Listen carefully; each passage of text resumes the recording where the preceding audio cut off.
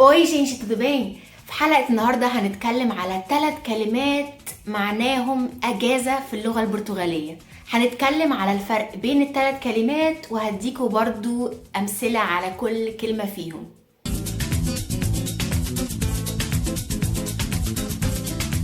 أول كلمة بمعنى أجازة هي كلمة feriado، وهي معناها أجازة أو عطلة رسمية في البلد اللي انت عايش فيها. يعني البلد كلها بتبقى أجازة، ممكن تبقى أجازة بسبب عيد وطني، عيد ديني، وطبعا الأجازة دي بتفرق من بلد لبلد. زي مثلا 1 مايو في كل سنة بيبقى أجازة لكل الناس لأن هو عيد العمال، الناس ما بتروحش الشغل في اليوم ده. ناخد مثال: Dia 25 de abril é feriado em Portugal. يعني يوم 25 إبريل أجازة رسمية في البرتغال. تاني كلمة بمعنى أجازة وهي كلمة فاريش معناها أجازة برضو، ولكن الأجازة اللي هي بتبقى للناس اللي بتشتغل أو الطلاب، وبتبقى بعد فترة معينة من الشغل أو الدراسة. بمعنى لو انت حد بيشتغل واشتغلت مثلا 6 شهور، ليك حق في أجازة تقريبا شهر، فالأجازة دي اسمها férias. مثال مثلا: Eu quero viajar durante minhas férias. Eu quero viajar durante minhas férias. أو eu quero viajar para o Brasil durante minhas férias. ممكن تقولوا أي مكان. Eu quero viajar para o Cairo durante minhas férias. Eu quero viajar para a Espanha durante minhas férias. أي بقى مكان انتوا عايزينه. مثال تاني: estou de férias do trabalho por 2 semanas.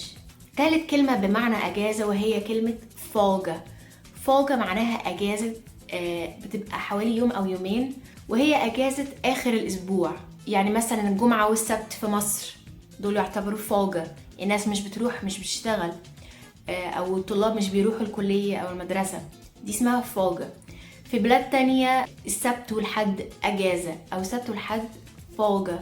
ممكن برضو تيجي مثلا بمعنى أجازة في نص الأسبوع، أنا خدتها من الشغل لأني تعبانة أو حاجة، أو ما روحتش الشغل لأني عندي مصلحة حكومية أو مصلحة محتاجة أعملها، فبستأذن من الشغل اليوم ده، أقول لهم أنا مش هروح الشغل، فدي تعتبر بالنسبة لي برضو فولجة.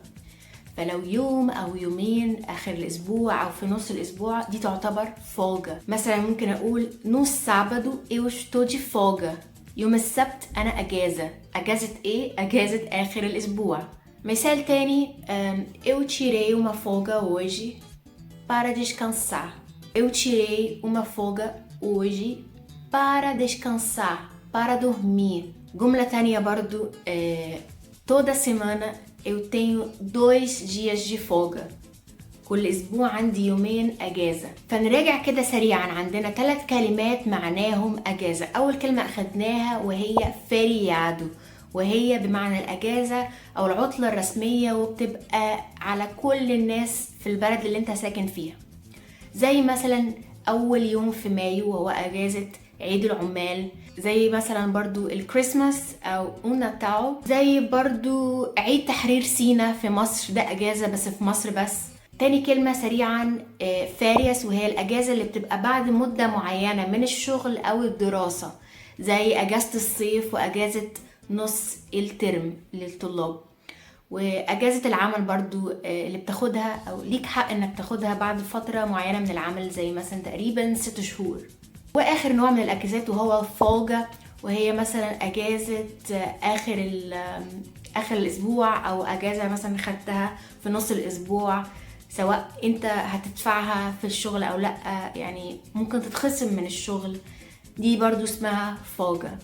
وبكده تكون الحلقة خلصت. يا رب يا رب يا رب تكونوا استفدتوا منها. عجبتكم الحلقة سيبوا لايك، وممكن برضو تفعلوا الجرس عشان كل مرة انزل فيديو يجيلكوا اشعار ان انا نزلت فيديو، وتقوموا جري كده اتفرجوا عليه. اشوفكم في الحلقة الجاية. تشاو.